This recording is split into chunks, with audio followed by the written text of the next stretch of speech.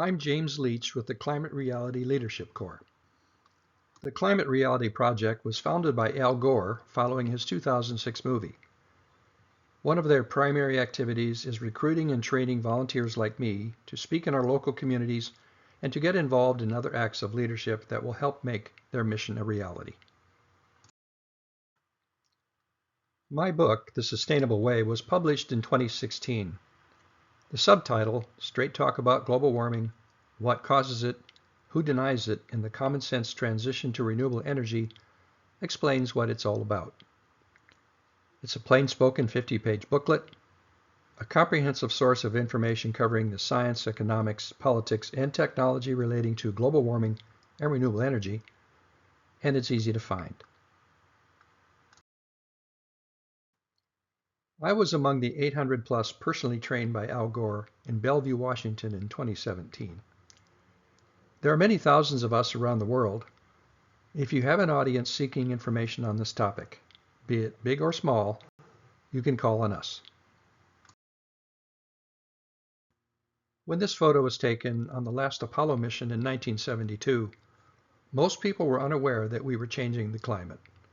We now know those changes are threatening our very existence. There is a lot of positive news. As we consider the changes needed to stabilize and recover our normal climate, it is easy to become overwhelmed. The notion that we can't do anything to save us from the climate crisis is a very dangerous attitude because it is paralyzing. We are only doomed if we choose not to act. Emission-free renewable energy is now lowest cost and most secure. Existing renewable technology can easily supply all of our energy needs by 2050, and the transition will be far better for the environment and our health. We have the ability to restore our damaged climate this century, but only if we stop burning fossil fuels. This positive positioning is in stark contrast to what is commonly portrayed in some circles and media outlets. Climate change has been politicized, and those who stand with the fossil fuel interests are doing their best to prevent or delay the transition to renewable energy. This from Mitch McConnell's office is typical. Those of us advocating for renewable energy often brush past such statements. But because addressing the climate crisis is largely a political issue, it is important to reflect on the reality that Mitch McConnell is stating the concerns of his constituents and many others. To those working in fossil fuel-dependent industries, the fear of losing your livelihood is very real. And if your home value or other investments are supported by fossil fuels, your personal wealth is at risk. Energy cost and reliability are also concerns. The social and political aspects of the transition cannot be ignored. But let's be clear. We have the technology. We just need the political will to put it to work. Fossil fuel-friendly media sources, think tanks, lobbyists, and politicians are working hard to spread doubt and fear about renewable energy. From some media outlets, it is a constant drumbeat of fear and doubt. And it isn't just Fox News at fault. All mainstream news outlets are motivated to grab our attention because ratings drive advertising revenue. Playing on our fears and anxiety draws more attention. We've come a long way from when this famous Joel Pett cartoon first appeared in newspapers in 2009. Today we have plenty of proven solutions already being deployed. The only justification for not creating a better world free of fossil fuels is to further to enrich the fossil fuel industry. Continuing their stranglehold on the global economy will imperil all mankind. Fossil fuels are traded on international markets.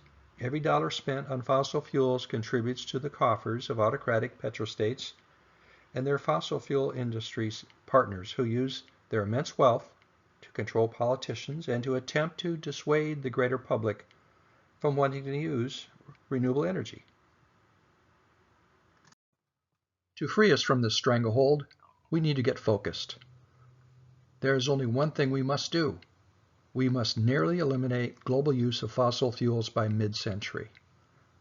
Nothing else we are doing to address global warming or any other cause we may care about will matter if our climate becomes unlivable. If asked what is causing the climate to warm, the answer is our use of fossil fuels. And the only way to prevent a truly catastrophic climate crisis is by stopping these emissions by mid-century. Achieving zero greenhouse gas emissions by 2050 is a challenging but achievable goal. This transition to renewables will not happen without a level of public support that is well beyond what we have achieved so far. This is an emergency. It demands the complete mobilization of our entire country to marshal our resources to make this global transition a reality. This presentation is largely inspired by this book by Mark Jacobson, Professor of Civil and Environmental Engineering at Stanford University.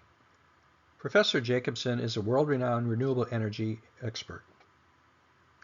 I've drawn from the extensive research and peer-reviewed studies produced through Stanford's Atmosphere Energy Program directed by Professor Jacobson. I first encountered this source of information some years ago when I was asked how much land area would be required for renewable energy generation. The search took me to one of their many detailed and peer-reviewed studies.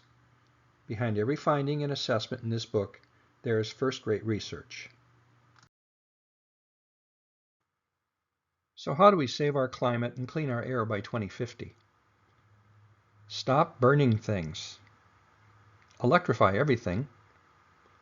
Use renewably generated electricity. And don't get bogged down waiting on miracles and new inventions. We already have great solutions that work.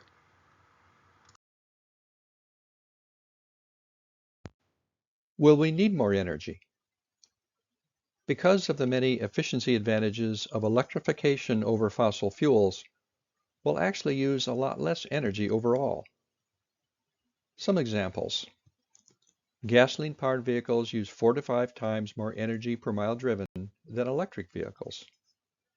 Natural gas furnaces use more than 3 times the energy of electric heat pump furnaces. And gas cooktops use 2 times the energy of electric induction cooktops. Such efficiency advantages exist throughout all forms of transportation, commercial and residential heating, manufacturing, and heavy industry. And without fossil fuels, we'll no longer need the enormous amount of energy used to provide us with these fuels. Although we could and should seek to make as much change as fast as we can. Something like the all-in commitment we made to winning World War II. Realistically, it's going to take some time to educate the public and unwind the established fossil fuel industry's stranglehold on our politics. There are already significant changes that are heading us in the renewable energy direction. This recent series of articles in the New York Times begins with a description of how many leading businesses and investors are moving toward electrification and renewable electricity generation and storage. They are responding to the economic advantages. Technology companies like Alphabet and Apple are well known for their renewable energy initiatives. But even retailers such as Walmart are aggressively pursuing emission-free goals. They are well on their way with 36% of their global facilities already powered by renewable energy. Good governance means pursuing the financial advantages of renewable energy. The first topic I'll cover will be distribution and supply of electricity. Next, we'll go to transportation, then buildings, and finish with construction, equipment, and heavy industry. Here we see a conventional centralized electricity generation and distribution example. It has a utility supplying power and distribution lines branching to each end user. On the right, we see a distributed system. It too has a utility supplying power, but it also has other sources of electricity. Some are from utility-scale renewable sources, and still others from end users who have renewable energy production of their own. There is also a lot of energy storage within the system, some from end users, and more from renewable energy suppliers. The other characteristic is that all of this is under smart systems control that constantly manage the supply to match demand while running excess supply for storage. This distributed design, which is often called a microgrid, will be more resilient, and lower cost. The simplest example of a microgrid is a single home with battery storage for backup, and also for reducing energy costs by minimizing electricity purchase during peak usage periods when rates are higher. Add in renewable generation and you have even more savings. Microgrids aren't just about ensuring a reliable electricity supply. They are also for minimizing cost. Do they work? Well, these automated controllers react so quickly that most of the time people with backup batteries aren't aware of local power outages until they interact with neighbors or receive an alert from their utility. Microgrids can come in many sizes, from single homes to university and industrial campuses, even entire communities and cities. But connecting sometimes far-off renewable generation and energy storage facilities requires available transmission lines. Slowing transmission line and renewable generation project approval is one of the many ways fossil fuel interests and their supporting politicians delay and sometimes block renewable energy development. Fortunately, we are seeing many government policy changes in this area to keep us moving in the renewable direction with the needed transmission lines. This map shows the many transmission lines spread out across the country. But what isn't obvious from this view is that it isn't all connected. There are 3 separate grid systems with limited capacity to pass electricity to neighboring systems. One covering most of the East and Midwest, one most of Texas, and then the West. And within each of these separate grid systems, many regions are not connected to other regions. More transmission capacity and interconnect transmission lines are needed to share electricity more broadly across the country. We'll also need to harden our systems to ensure reliability. Here we see power lines being installed underground in high wildfire threat areas. We also need to use sound engineering. The terrible Texas electricity generation failure of February 2021 cut off power to more than 4.5 million homes. The fossil-fueled electricity generation plants weren't engineered to operate in such cold conditions. Even their renewable wind farms weren't equipped with de-icing systems, which is a must-have practice in cold weather.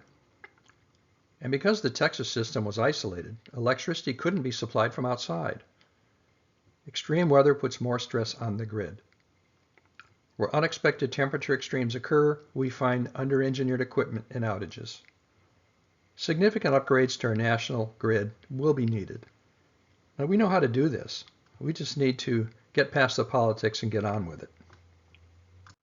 Do we need to wait until the grid has more capacity? No, our grid has capacity for significantly more electrification. Having a solid backbone to distribute the electricity is, of course, essential. But how about generating enough electricity?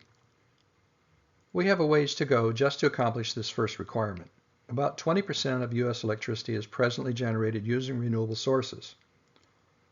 We will also need to electrify all of the activities that now use fossil fuels. And between now and 2050, our economy and population will grow. And higher temperatures are also driving the need to increase electricity production. Utility scale and rooftop photovoltaic electricity generation is now commonplace and affordable. This is a well understood and mature technology. Because of low cost and predictable productivity, solar is attracting significant investments. We will, of course, need much more. Floating solar is taking off because of the many places where it can be easily installed. Small lakes, irrigation channels, and water reservoirs offer great potential, often close to existing transmission lines. It also helps to reduce water evaporation. Parking lots offer great potential for solar arrays. Their use also adds considerably to the comfort and convenience of using the space. And they also blend well with integrated car charging facilities. Commercial buildings also offer great potential, although installing solar on existing structures may not always be possible. There really isn't any good excuse for not doing so on new construction that has good solar exposure. Here we see 3 concentrated solar fields at the Ivanpah Solar Electricity Generation System near the Nevada border north of I-15. These use mirrors to focus sunlight at a tall tower to concentrate the heat for steam-powered electric generation. Concentrated solar power plants can also use heat storage so that they can continue to generate electricity long after the sun goes down. There are already a number of these very powerful plants here in the U.S., as well as many other countries. One of the largest is located in Africa.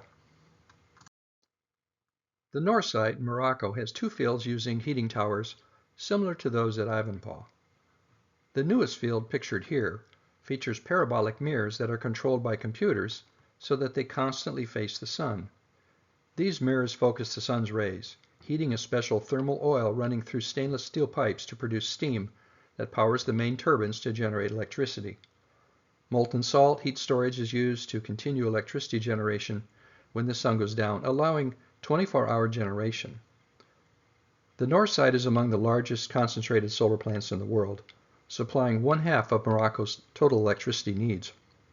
It represents a vision of the future for solar utility scale electricity generation, especially within the sun belt that runs 40 degrees north and south of the equator.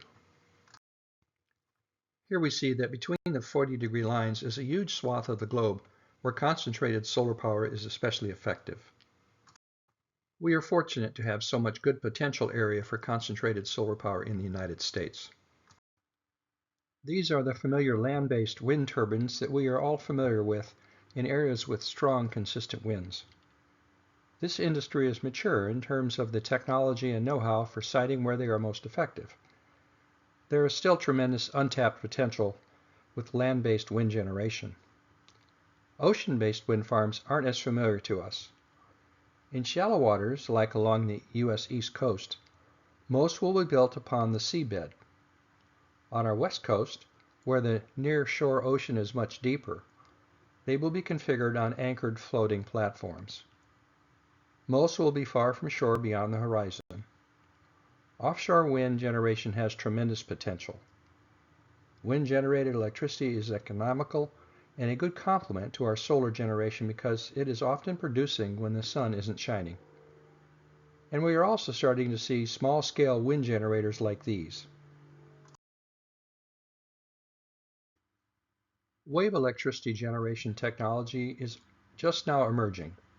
In this design, the motion of the waves moves the floats attached to the platform, generating electricity that is sent to land through an underwater cable. A Swedish company is building these shoreline wave electric generators in Europe. Their movement creates hydraulic fluid pressure to rotate a hydraulic motor connected to an electric generator.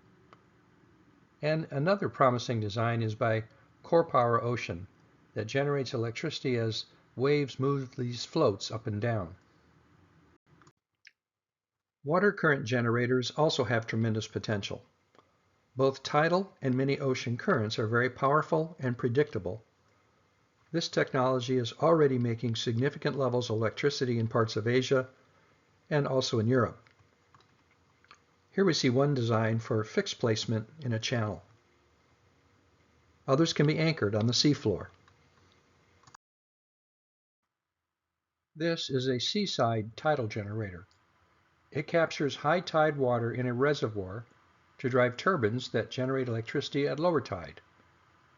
There aren't many locations in the lower 48 U.S. states where this technology has great potential, but Canada and Europe have many locations with very large tidal flows suitable for this technology. There are, of course, many examples of large hydroelectric dams. We will continue to use large-scale hydroelectric generation, probably not significant additional facilities. The best locations have already been built, and many have silted up and are no longer producing. Others have lost water supply due to drought and overuse, and dams and reservoirs behind them are very destructive to natural habitat and often have displaced people and flooded historical and sacred sites. Dam construction is also extremely carbon intensive. At least here in the U.S., there will probably be more dams coming down than going up. But smaller hydroelectric systems are seeing a resurgence. Here is an installation at an old mill using a fish-safe turbine steadily delivering 35 kilowatts of electricity. Wherever fluids flow, there are opportunities to generate electricity. Streams, irrigation systems, water treatment plants, and many industrial situations can generate electricity. Use of geothermal steam-powered electricity generation will be expanded in those areas where intense underground heat is accessible. This Northern California area with 22 geothermal power plants produces enough electricity for 900,000 homes. Here we see that 2 regional community energy organizations have contracted to take electricity from this new Mammoth Lakes facility. We will continue to gradually phase out existing nuclear power plants, like this Diablo Canyon facility in California. Wind, water, solar, and geothermal energy sources are far less expensive, involve much less risk and environmental harm, and can be constructed much faster than nuclear power plants. Do we need to wait to electrify everything until all of our electricity is from renewable sources? Absolutely not. The best example is electrifying your car. The average internal combustion vehicle in the United States causes the release of about 1 pound of CO2 per mile driven. An electric vehicle charged using average U.S. grid electricity, which is generated using some fossil fuels, will cause about 0.2 pounds of CO2 to be released per mile driven. That's 80% less than the average internal combustion engine vehicle. Switching out a gas furnace or water heater with a heat pump unit will significantly reduce greenhouse gas emissions even when the electricity is generated using fossil fuels.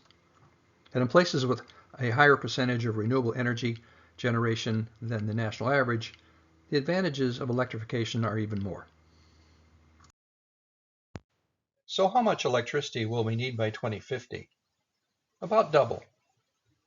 This may seem like a lot more electricity, but consider that in 2022, end-use electricity demand was 14 times that of 1950 and twice that of 40 years before in 1982. So doubling our end-use electricity supply by 2050 isn't such a stretch from a historical perspective. End-use electricity demand in 2022 was 4 trillion kilowatt hours. In 2050, it is projected to be 8.24 trillion kilowatt hours, just over double. There are, of course, many mixtures of electricity generation that are possible. This is considered a likely mix, with solar and wind accounting for nearly all production. Although wave, tidal, and ocean current generation have a lot of potential, they are as yet not very developed and are not expected to make a significant contribution in the U.S. during this time frame. Land use for renewable generation and storage will be less than 1% of total U.S. land area. This is significantly less than the land area currently occupied by fossil fuel infrastructure. Capital and labor freed from fossil fuels will flow toward clean energy. There will still be considerable costs associated in sealing the countless coal mines and oil and gas wells that are leaking hydrocarbons and methane, and to dismantle and clean up the colossal mess left behind. This is a pumped hydroelectric energy storage facility on the shore of Lake Michigan that began operation 50 years ago. When excess electricity is generated, it is used to pump water into the reservoir. When more electricity is needed, water is released to generate electricity. Utilities have always had a need to store energy when generation exceeds demand. Pumped hydro storage can be built on any scale, from relatively small private storage to very large facilities like this one. Open loop systems can be built wherever there is adequate water and sufficient elevation of the reservoir above the water level. This PG&E facility at Helms Creek Canyon on the North Fork of the Kings River uses 2 reservoirs, the upper Cartwright Reservoir and the lower Wishone Reservoir. All closed-loop systems need available additional water supply to compensate for evaporation and leakage. There are also subsurface pumped hydroelectric storage systems. Here we see a lower reservoir that is underground. Many retired mines and underground natural chambers can serve as this type of system with either an above-ground reservoir or with both the upper and lower reservoirs underground. This in-ground design by Gravity Power is intriguing. It utilizes a single concrete cylindrical chamber with a heavy concrete piston that seals against the cylinder wall. Subsurface systems minimize the loss of water from evaporation, and they can use water that may not be fit for drinking or agricultural use. The world has a lot of experience with pumped water energy storage. It will continue to be the most common type of energy storage. Surveys of available pump storage sites around the world show that there is far more capacity for the added pump storage than we will need. This automated apparatus lifts heavy blocks, stacking them in a pre-programmed fashion using winches powered by excess electricity. To generate electricity, the process is reversed, using the weight of the blocks to generate electricity as the containers are lowered. Another design uses shafts where heavy weighted cubes rise as energy is stored and fall as electricity is generated. This is an actual working installation in China. And this electric generator train offers a simple way to store energy in mountainous regions. The string of heavy rail cars is pulled uphill using excess electricity. When electricity is needed, it reverses, generating electricity using the force of gravity as it rolls downhill. Mechanical gravity electric storage systems are typically around 80% efficient and relatively responsive.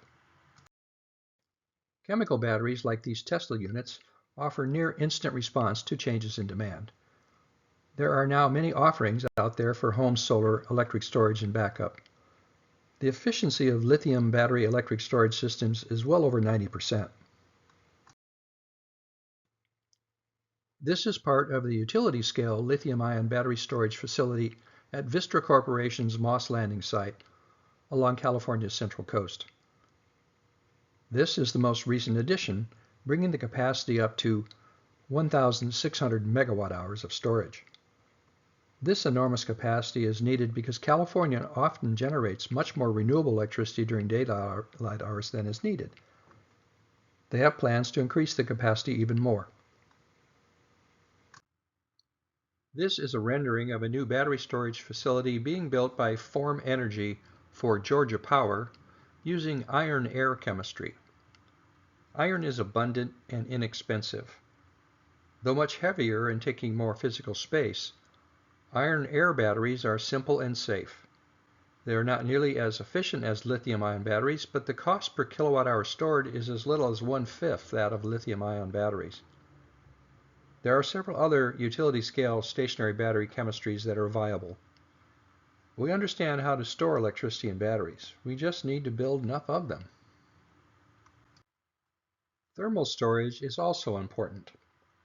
This is Stanford University's thermal storage facility that supplies heating and cooling water to the entire campus from these thermal storage tanks. Heat can be stored in a variety of ways. Here is a sand battery in Finland.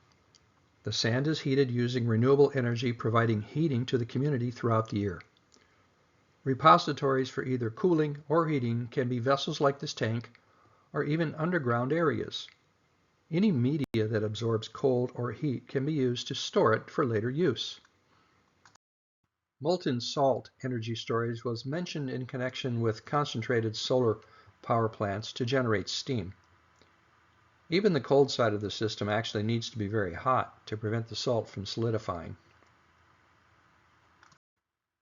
Here we see a flywheel energy storage unit being installed in a protective shield in the ground. They come in a variety of sizes and capacities and are used in utility-scale systems to stabilize electric supply. The heavy flywheel is spun up to a high speed using the integrated electric motor generator. Because the internal assembly is floating on a magnetic frictionless bearing within a vacuum chamber, it takes very little electricity to maintain it at a constant speed. If a sudden need for additional electricity should occur, the unit becomes a generator, very quickly supplying the needed electricity. They are very responsive and can have an efficiency as high as 90%. Compressed air can also serve as energy storage. Central Coast Community Energy has entered into a 25-year contract to receive electricity generated from a facility under development by HydroStore. Here is a rendering of the proposed Kern County facility. It will compress air using excess electricity. The compressed air and heat produced during compression are both stored in separate underground chambers. The compressed air and stored heat will be used to generate electricity when needed. Here, a similar concept uses compressed carbon dioxide to store energy. When the liquid CO2 is heated, it expands as it converts to a gas, powering a turbine to generate electricity. Excess electricity is used to compress the CO2 gas to return it to liquid. Energy Dome has projects underway in Italy and Wisconsin. You may have heard about using hydrogen to store energy. Because the only byproduct from hydrogen fuel cell generated electricity is water and heat, it sounds like a good solution. But there is a lot more to the story. Very little pure hydrogen exists in nature. Providing significant amounts of pure hydrogen requires that it be separated from molecules such as methane or water. Separating hydrogen from methane, what is called blue hydrogen, involves using steam, and because it has a serious CO2 management problem, this is not a desirable source. Separating hydrogen from water using electrolysis, what is often called green hydrogen, releases only oxygen and waste heat. Using hydrogen as a portable fuel requires that it be stored under pressure.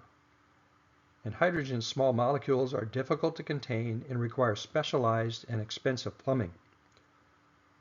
Leaks of this odorless and invisible gas will occur as it is distributed and used. And although hydrogen is not a greenhouse gas, its presence in the atmosphere does interfere with the breakdown of gases that do have very high heat trapping qualities such as methane. Storing energy in hydrogen to generate electricity is not very efficient. Powering an automobile using hydrogen fuel cells requires 3 to 4 times the electricity of a comparable electric battery-powered vehicle. Let's take a look at the efficiency of storing energy in hydrogen and using it to produce electricity. Separating hydrogen from water using electrolysis is between 70 and 80% efficient. And in my example, that means it will require between 41 and 47 kilowatt hours to yield 1 kilogram of hydrogen containing 33 kilowatt hours of energy. Compressing hydrogen for distribution requires 1/3 of the energy it contains, and so my 1 kilogram of hydrogen will use another 11 kilowatt hours to compress it. Hydrogen fuel cells range in efficiency from 40 to 60%. So my 1 kilogram of hydrogen, which contains 33 kilowatt hours of energy, processed through a fuel cell, will yield between 13.2 kilowatt hours and 19.8 kilowatt hours of end-use electricity. The overall efficiency is between 22 and 38% because it requires between 52 and 59 kilowatt hours to yield between 13.2 kilowatt hours and 19.8 kilowatt hours of electricity. This does not include the energy used for distribution, storage, or to source water. Hydrogen fuel cell powered electric power systems require more than 3 times the electricity of lithium-ion chemical battery electric power systems. And leaks from this odorless and invisible gas will occur as it is distributed and used. Atmospheric hydrogen interferes with the breakdown of methane and ground-level ozone. Energy storage will utilize chemical batteries and flywheels for rapid response applications, pumped hydroelectric, compressed gas, lifted solid mass, thermal storage, and some green hydrogen. In this section, I'll present information about electrifying transportation. You can't talk about electrifying transportation without covering vehicle charging. I'll use our electric vehicle experience as an example. We have a Ford Mustang Mach-E with a rated range of 308 miles. We typically drive between 20 and 40 miles per day, so we charge it at home every 5 to 10 days or so, unless we're going on a road trip when we'll top it off. We don't miss visiting gas stations. We also enjoy spending a lot less on transportation energy. And like many people driving battery electric vehicles, we very seldom need to charge away from home, only when our round trip distance is over 300 miles. If we need a fast charge on a road trip, we use chargers like these by Electrify America and many other companies. These DC fast chargers can supply 200 miles of range for our car in about 25 minutes. Other cars with higher rated charging capacity can accomplish this in as little as 10 minutes. The secret to avoiding range anxiety is to do a little advanced planning to identify where the chargers are located. Our in-car navigation system and many apps we have on our phones are a big help. Here in California, we already have a lot of fast chargers in place, and the network across America is rapidly expanding. Fast chargers also fill a convenience gap for those who don't have chargers where they park their car for long periods. To electrify all light vehicle transportation, we will end up with about as many DC fast charging stations as we now have retail gasoline stations. One of the most important advantages of electrifying everything is that it is so much more energy efficient. Electrifying transportation is one of the most compelling examples of this. Internal combustion engines aren't very efficient. Most of the energy released from combustion is lost as waste heat. The energy released when a gallon of gasoline is burned in an average U.S. light vehicle will propel it about 25 miles. The same amount of energy used to charge this Tesla Model 3 can propel it more than 130 miles. That's more than 5 times more efficient than average internal combustion vehicles. This efficiency advantage is an important factor to keep in mind. It is a big reason battery electric vehicles cost so much less to operate. It is also why the additional amount of electricity needed to electrify all on-road transportation isn't nearly as much as you may have thought. To power electrified vehicles to replace all of our internal combustion vehicles will require about a 1/3 increase in electricity production. Battery electric vehicles also cost much less to maintain. Their performance is superior, and they're more convenient. Charging at home, no oil changes, brakes last much longer, no smog inspections. These are all big advantages for battery electric vehicles, plus eliminating combustion greenhouse gas and pollution emissions. Considering total cost of ownership and operation, battery electric vehicles are already less expensive to own and operate than the equivalent internal combustion vehicles. Pickup trucks for work and pleasure are selling fast. This Chevy Silverado comes with up to 450-mile range. Even the travel trailer industry is embracing electrification. This battery-equipped and motorized Airstream trailer powers the wheels taking the load off of the tow vehicle. This extends the tow vehicle overall range while also providing plenty of electric power for days of off-grid camping. Delivery fleets are going electric. Amazon has ordered 100,000 of these from Rivian. They already have thousands of them on the road. And these are the all-electric Ford Transit vans many businesses are turning to. Their total cost of operation is much lower, and it's better for their employees, their customers, and the world. Volvo, the world's largest truck manufacturer, is already delivering battery electric tractors and other heavy-duty work vehicles like this dump truck. Toyota and others have been working on hydrogen fuel cell technology, and Tesla is delivering their 500-mile range battery electric tractors here in California. Freightliner, which is owned by Mercedes-Daimler, is now delivering their electric trucks. There are electric trash collection rigs, fire trucks, ordinary box trucks, and electric transit buses. All heavy-duty vehicle applications are being electrified. There are also battery electric locomotives, and ferries are an important area for eliminating diesel fuel use. Not only is diesel very polluting and harmful to ferry workers, passengers, and the communities where they operate, globally, ferries are responsible for more harmful global warming emissions than aviation. There are electric pleasure boats, bulk cargo haulers, and even renewable-powered container ships. Expected to be launched before 2030, this luxury cruise ship will use batteries, solar, and sail power to achieve zero emissions. We already have battery electric vertical takeoff aircraft, and battery and hydrogen-powered aircraft are on the horizon to clean up aviation's approximate 3% contribution to global greenhouse gas emissions. There are already good choices for electric off-road work vehicles. This is a fully electric, remotely operated farm tractor, and here a more conventional electric farm tractor from John Deere. This electric mining hauler is powered by the load it carries. It is used where the material is carried downhill. As it descends loaded, regenerative braking charges the batteries, providing enough power to climb back up the slope empty for the next load. No charging necessary. Just load it and let gravity do the work. We use a lot of fossil fuels in our buildings. Heating using fossil fuels involves the release of greenhouse gases, a variety of very harmful pollutants, and exposes us to fire and explosion hazards. In this image of a gas furnace burner, excessive incomplete combustion is occurring as evidenced by the orange flame, so it will release even more pollution and be less efficient than it would be if it was working properly. And of course, the other common use of gas is for cooking.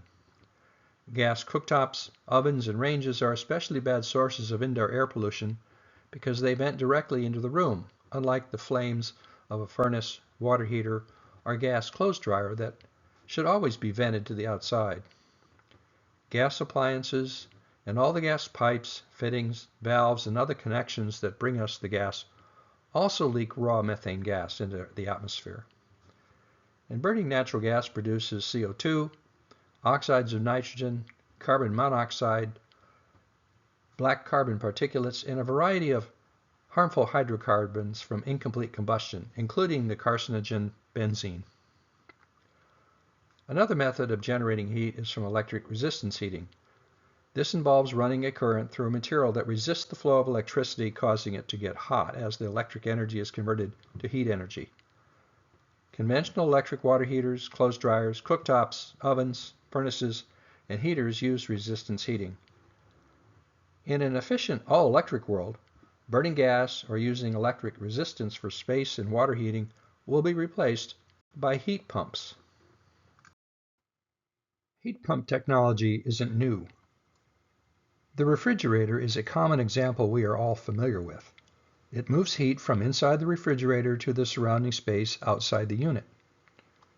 Air conditioners do the same thing, moving indoor heat to the outdoors. We are surrounded by enormous amounts of heat in our atmosphere, water, and land. Here we see an air source heat pump and cooling unit on the left, and a ground source heat pump heating unit on the right. Air source units work well in moderately cold climates, and ground source heat pumps are for colder climates using underground temperatures that stay relatively warm even during the winter. Heat pumps work by moving heat from one space to another. Using electricity to operate a pump is much more energy efficient than creating heat either through combustion, such as with natural gas, or through electrical resistance heating. Heat pump furnaces and water heaters use less than 1/3 the energy of conventional furnaces and water heaters.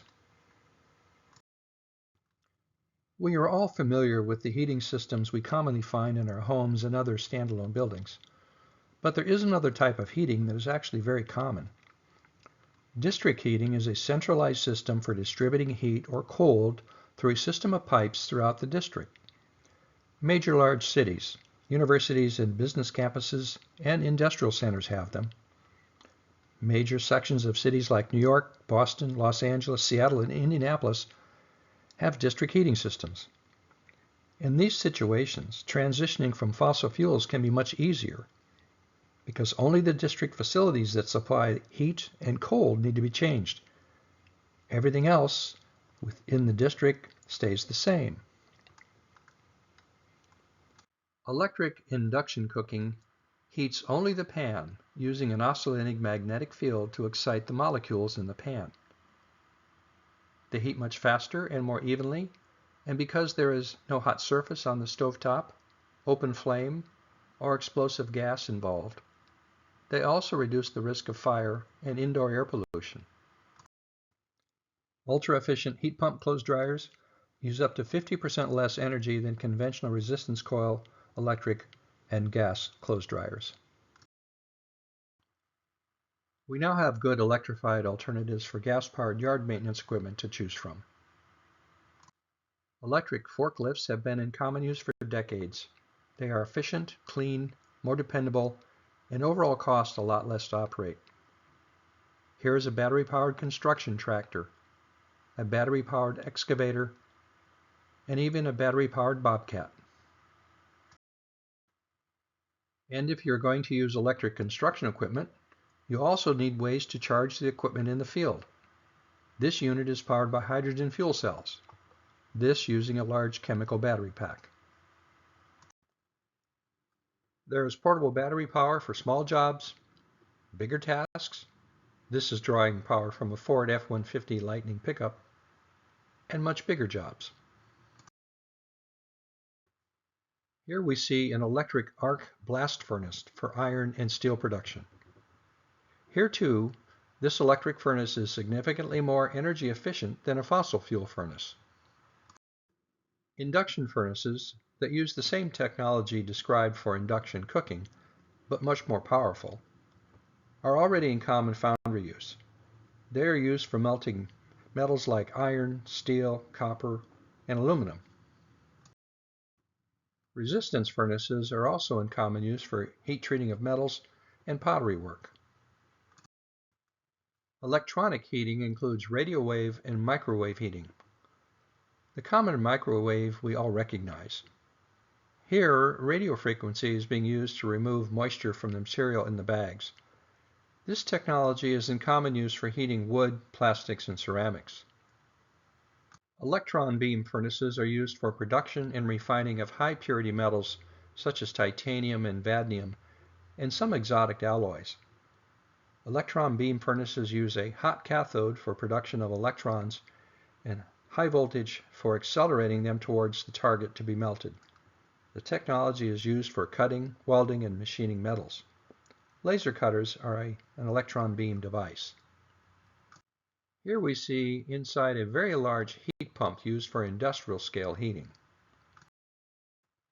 To review, the transition to renewable energy will be accomplished by being more efficient with the energy we consume and by utilizing the free energy from solar, wind, water, and thermal sources that are all around us, with plenty of energy storage and smart electric grid management to provide a stable energy supply. And there are positive trends like the policies in recent federal legislation encouraging renewables. Many state and local governments have also enacted policies that support more renewable energy and climate-friendly regulations and practices. These are good signs, though it is important to remember that we have a very long way to go, and we are just one election away from seeing this progress delayed. Many leading corporations are shifting to renewable energy and implementing practices that will ensure that their business is on a sustainable path. They are making these changes to lower their costs and reduce financial risk. And there is a growing awareness that the future demands a shift toward a more regenerative economy without the extraction and throwaway practices of the past. We are, of course, already seeing many of the changes I've described to switch to renewable energy. But will we accomplish the complete transition in just over 25 years? It won't happen overnight. It will take time for the example of those who lead to accept and be followed by the many who are now skeptical. Many of the changes will occur gradually as the fossil fuel vehicles and equipment we are now using wear out and need to be replaced. It is a human tendency to wait until you have to change. This is often true even when changing makes financial sense. If it took you a long time to switch to LED lighting, you know what I mean. Forward-thinking businesses and individuals will respond more aggressively as the savings from electrifying everything become more widely understood. And as the massive global subsidies to fossil fuels are gradually removed, the savings will be even more substantial. Broad public support will be needed to overcome the barriers posed by fossil fuel interests. There are many activities in nations of the world that will prove to be harder to convert. Aviation and some aspects of our military come to mind as areas that will still rely on combustion to some extent in 2050. And petrostates like Russia, Iran, and Venezuela will likely be laggards. If we inspire most of the developed and developing world to transition to renewable energy, the few remaining strongholds of fossil fuels will not matter much. You can become an example in your community. This is a sign I have posted at our house describing our all-electric and zero-emission 100-year-old house.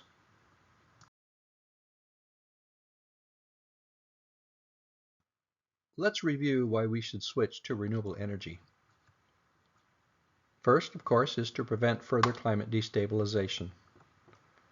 And separate from the climate threats, the pollution from our use of fossil fuels results in enormous harm to public health. Millions die prematurely every year, and countless others suffer. The public health cost of our use of fossil fuels alone should be enough to motivate us to put a stop to it.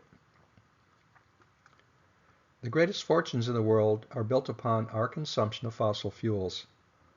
Not only are our overall costs for using fossil fuels far higher than renewable energy, the wealth it strips away from us is a major driver of wealth inequality. What fossil fuels cost isn't just what we directly pay out of our pockets. There are enormous government subsidies, environmental damage, public health, and other economic costs. Renewable energy is far more secure because it is here where we live, literally falling freely upon us. International cartels can't manipulate the supply of solar, wind, water, and geothermal heat. Food security is already a major issue worldwide. Our continued use of fossil fuels threatens our food supply and our ability to feed our families. Water security is another global issue that will get worse in a warming world. Wildfires, floods, and rising seas are already destroying our homes and displacing millions. And if your property insurance becomes prohibitively expensive or unavailable, this also becomes a factor in your financial security. Our health is threatened in many ways from a warming world. Excessive heat is deadly, and many diseases thrive in warmer conditions. Getting adequate exercise and sleep and proper nutrition are all more challenging when temperatures are hotter. Even our mental health, attention span, and overall productivity suffer. There are many threats to our national security from climate change. Climate-driven migration is a major destabilizing force everywhere. Scarce resources, extreme heat and weather, and rising seas make for desperate people merely seeking a safe place to survive. As we have seen here in the U.S. and many other countries, providing asylum can be a source of political instability. Our dependence on fossil fuels also compels us to protect fossil fuel lines, supply lines from around the globe. Much of our military presence, the costly military engagements, are directly to protect the fossil fuel suppliers. As we have seen in Russia and Iran, fossil fuels are funding much of the aggression that we are facing around the world. Climate change threatens your future and that of your family.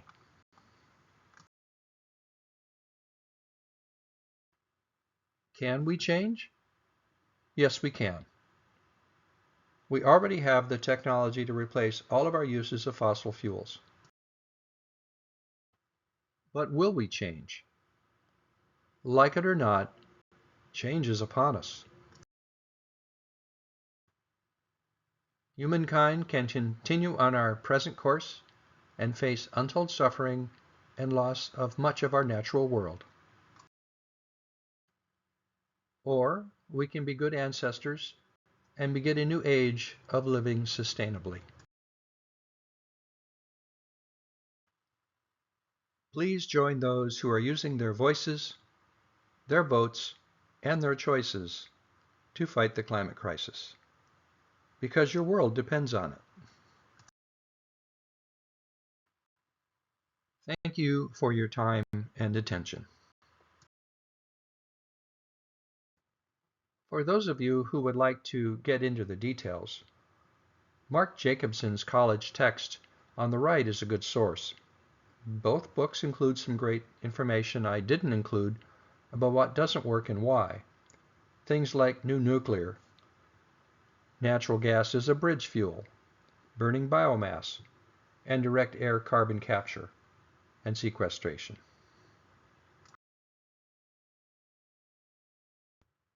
Before closing, I have some other current readings to recommend. Michael Mann is a climatologist and geophysicist serving as Presidential Distinguished Professor in the Department of Earth and Environmental Science at the University of Pennsylvania, with a secondary appointment in the Annenberg School for Communication. He is often the go-to guy you'll see being interviewed about climate change. Any of his many books are worth reading. The New Climate Wars describes how fossil fuel interests have and continue to attempt to avoid sweeping policy changes that will significantly reduce the use of fossil fuels. Paul Hawken is an entrepreneur and author who has dedicated his life to environmental sustainability. This book is a fascinating description of the many ways mankind can reduce and draw down our greenhouse gas emissions to accelerate the return of our climate to a more stable norm once we stop using fossil fuels. And Katharine Hayhoe is an atmospheric scientist and professor of political science at Texas Tech University, where she is director of the Climate Science Center. She is also the chief scientist for the Nature Conservancy. Professor Hayhoe is an evangelical Christian and has been actively speaking to conservative audiences for many years. This book offers especially good guidance about effective communication of climate science in finding common ground to motivate people to act.